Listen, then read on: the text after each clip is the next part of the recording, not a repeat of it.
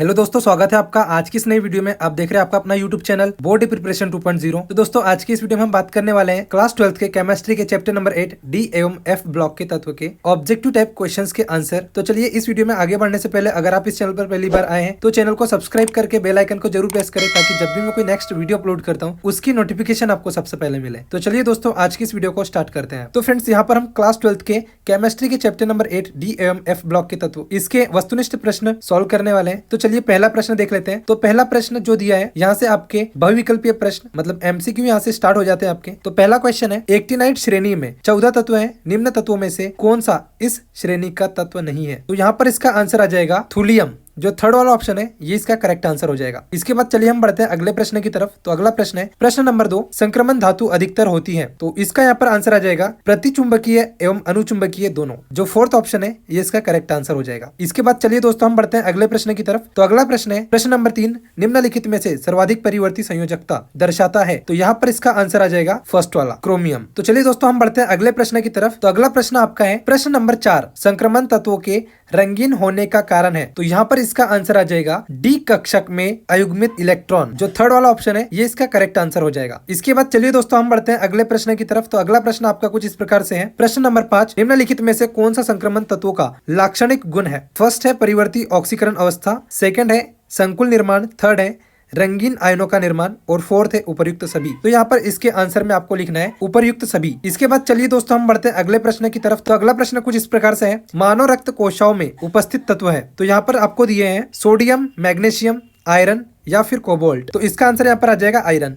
तो चलिए दोस्तों अब हम बढ़ते हैं अगले प्रश्न की तरफ। तो अगला प्रश्न कुछ इस प्रकार से है, प्रश्न नंबर 7, परमाणु क्रमांक में वृद्धि के साथ त्रिसंयोजी धन आयनों का आकार क्रमशः रिक्त स्थान हो जाता है। तो यहाँ से दोस्तों आपके रिक्त स्थान वाले क्वेश्चंस स्टार्ट हो जाते हैं। तो यहाँ पर आपको इसके आंसर में लिखना है कि परमाणु क्रमांक में वृद्धि के साथ त्रिसंयोजी धन आयनों का आकार क्रमशः घटता जाता है। तो यहाँ पर आपको लिखना है घटता जाता है। इसके बाद हम देखते हैं अगला प्रश्न। तो अगला प्रश्न है प्रश्न नंबर 8, जिंक केवल रिक्त स्थान ऑक्सीकरण अवस्था प्रदर्शित करता है। तो यहाँ पर इसका आंसर आ जाएगा कि जिंक केवल +2 ऑक्सीकरण अवस्था प्रदर्शित करता है। तो चलिए दोस्तों हम बढ़ते हैं अगले प्रश्न की तरफ। तो अगला प्रश्न आपके पास कुछ इस प्रकार से होगा, एफ ब्लॉक संक्रमण के तत्व रिक्त स्थान तत्व कहलाते हैं। तो इसका आंसर यहाँ पर आ जाएगा कि एफ ब्लॉक संक्रमण के तत्व अंतः संक्रमण तत्व कहलाते हैं। तो यहाँ पर आपको लिख देना है अंतः संक्रमण तत्व। इसके बाद दोस्तों हम बढ़ते हैं अगले प्रश्न की तरफ। तो अगला प्रश्न कुछ इस प्रकार से है, प्रश्न नंबर 10, अंतर संक्रमण तत्वों का सामान्य इलेक्ट्रॉनिक विन्यास है। तो इसके आंसर में आपको लिखना है N2F 1 से लेकर 14, इसके बाद में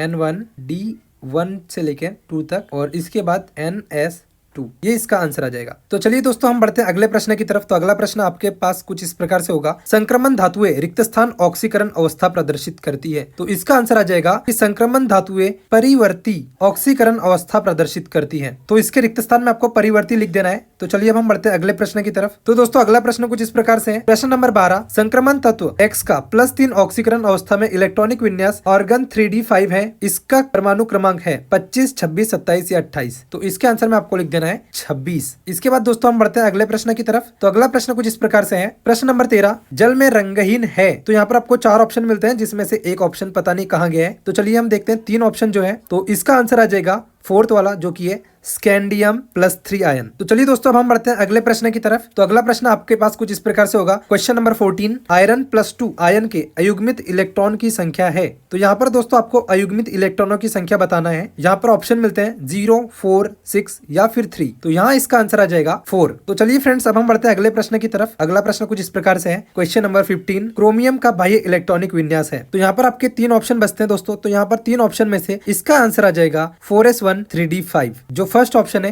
ये इसका करेक्ट आंसर हो जाएगा। इसके बाद दोस्तों हम चलते हैं अगले प्रश्न की तरफ। तो अगला प्रश्न कुछ इस प्रकार से है, क्वेश्चन नंबर 16, सही जोड़ियां बनाइए। तो यहाँ पर आपको 5 जोड़ियां दिखाई देती हैं। फर्स्ट है सिक्का धातु, तो इसका आंसर आ जाएगा कॉपर, सिल्वर एवं गोल्ड। इसके बाद सेकंड है दुर्लभ मृदा तत्व। तो दुर्लभ मृदा तत्व का आंसर आ जाएगा एफ ब्लॉक के तत्व। इसके बाद हम बढ़ते हैं अगले प्रश्न की तरफ। तो अगला प्रश्न है मिश्र धातु। तो मिश्र धातु का आंसर आ जाएगा लेंथेनाइड धातु + आयरन। इसके बाद फोर्थ है FeSO4 × 7H2O। तो इसका आंसर यहाँ आ जाएगा हल्का हरा। इसके बाद लास्ट है सभी रेडियोधर्मी। तो इसका आंसर आ जाएगा एक्टिनाइड तत्व। तो चलिए दोस्तों अब हम बढ़ते हैं अगले प्रश्न की तरफ। तो अगला प्रश्न कुछ इस प्रकार से है, क्वेश्चन नंबर 17, कॉपर प्लस और कॉपर 2+ में कौन सा आयन रंगहीन है? तो यहाँ पर इसका आंसर आ जाएगा कि कॉपर प्लस आयन यहाँ पर रंगहीन होता है। जो Cu2+ आयन है ये रंगीन होता है। इसके बाद हम बढ़ते हैं अगले प्रश्न की तरफ। तो अगला प्रश्न है क्वेश्चन नंबर 18, लेंथेनम की कौन सी ऑक्सीकरण अवस्था अधिक स्थायी होती है? तो दोस्तों इसके आंसर में आपको लिखना है कि लेंथेनम की +3 ऑक्सीकरण अवस्था अधिक स्थायी होती है। इसके बाद हम बढ़ते हैं अगले प्रश्न की तरफ। तो अगला प्रश्न है क्वेश्चन नंबर 19,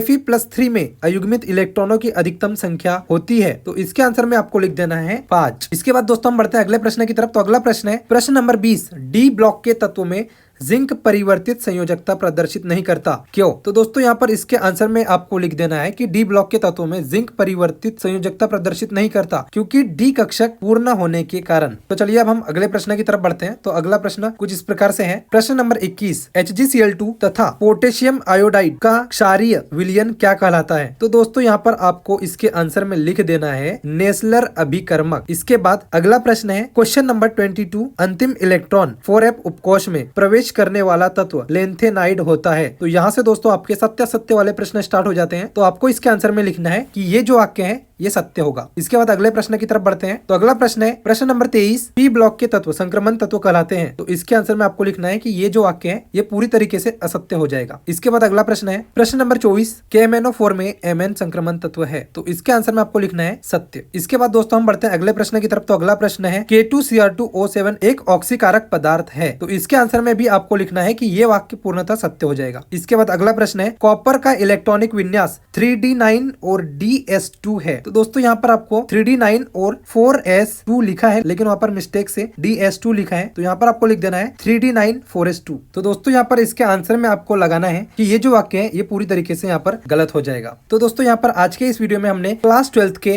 केमिस्ट्री के चैप्टर नंबर 8 डी एवं एफ ब्लॉक के तत्व के क्वेश्चन बैंक से सभी वस्तुनिष्ठ प्रश्न के सॉल्यूशन हमने देखे और उम्मीद है दोस्तों कि आज का वीडियो आपको जरूर पसंद आया होगा। अगर वीडियो आपको पसंद आया है तो वीडियो को लाइक करें, कमेंट करें और अपने दोस्तों के साथ इस वीडियो को जरूर शेयर करें। और अगर आप इस चैनल पर पहली बार आए हैं तो चैनल को सब्सक्राइब करके बेल आइकन को जरूर प्रेस करें ताकि जब भी मैं कोई नेक्स्ट वीडियो अपलोड करता हूँ उसकी नोटिफिकेशन आपको सबसे पहले मिले। तो चलिए दोस्तों आज की इस वीडियो में फिलहाल इतना ही, मिलते हैं अगले वीडियो में। तब तक के लिए bye bye and take care.